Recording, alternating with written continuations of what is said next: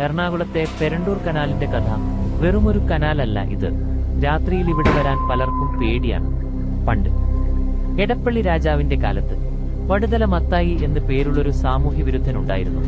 ഇവിടുത്തെ ഒരു കുലീന സ്ത്രീയെ ആക്രമിക്കാൻ ശ്രമിച്ച ദിൽരാജാവ് മത്തായിയെ ഈ കനാലിനടുത്തുള്ള കലുങ്കിനടുത്ത് വെച്ച് തൂക്കിലേറ്റി. പക്ഷേ അതോടെ തീർന്നില്ല മത്തായിയുടെ കഥ. അവന്റെ ദുരാത്മാവ് അന്നുമുതൽ ഇവിടെ അലഞ്ഞു നടക്കുന്നു എന്നാണ് വിശ്വാസം.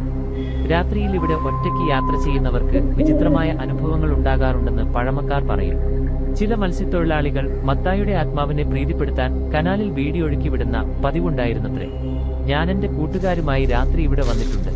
ചിലപ്പോൾ ഒരു തണുത്ത കാറ്റ്, ആരുമില്ലാത്തപ്പോൾ ഒരു നിഴൽ, ഒരു തരം ഭയം.